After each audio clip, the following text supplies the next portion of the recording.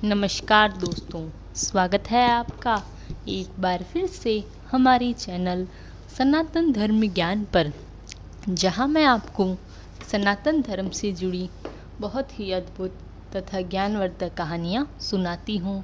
यह कहानियां आपके जीवन के लिए बहुत ही लाभदायक तथा ज्ञानवर्धक होती हैं। इन कहानियों को सुनने के बाद आपके मन में हो रही परेशानियों, चिंताओं इत्यादि सभी समस्याओं का समापन हो जाता है। आज मैं आपको श्री नीम करोली महाराज जी की चमत्कारों की ऐसी ही एक अद्भुत कहानी सुनाऊंगी। जब महाराज जी ने अपने जीवन काल के दौरान अपने अनन्य भक्तों को दर्शन दिए तथा उनके जीवन को सरल तथा सफल बना दिया। तो चलिए शुरू करते हैं। इससे पहले कि आप हमारी इस कहानी में खो जाएं, हमारे चैनल सनातन धर्म ज्ञान को सब्सक्राइब ज़रूर करें ताकि आने वाली न्यू वीडियो की नोटिफिकेशन आपको सबसे पहले प्राप्त हो जाए। आइए शुरू करते हैं। जय गुरुदेव। गरीब का 1 रुपया। महाराज के भक्त श्री प्रेमलाल लखनऊ में टीटागढ़ पेपर मिल की मैनेजर थी। बाबा कभी आपके घर आकर दर्शन दे दिया करते थे। एक दिन वह कुछ भक्तों के साथ आए हुए थे। प्रेमलाल जी के घर एक नौकर बर्तन साफ करने आया करता था। उसने उस घर में बाबा की कुछ चर्चाएं सुनी थी और वह उनके दर्शनों को इच्छुक था। अपना काम करने के बाद जब वह नंगे बदन उस कमरे के देहरी में श्रद्धा से सिर झुकाए बैठ गया, बाबा विराजमान थे जहां पर।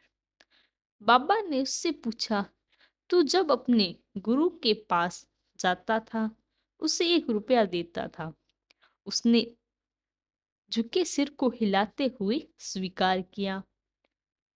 बाबा फिर बोले, अपनी कमर में कोस में मेरे लिए भी 1 रुपया लाया है। उसने फिर उसी प्रकार स्वीकार किया। वह कहने लगी, ला फिर देता क्यों नहीं है। उसने रुपया निकालकर बाबा के हाथ में रख दिया। महाराज ने जो लाखों की भेंटें ठुकरा दी, आज इस गरीब के 1 रुपए को प्रेम से अपने पास रख लिया और उसे विदा कर वह अपने भक्तजनों से कहने लगी, इस गरीब का 1 रुपया तुम लोगों की 20,000 रुपए से भी अधिक मूल्यवान है, क्योंकि महाराज के दरबार में ना कोई अमीर है ना कोई गरीब।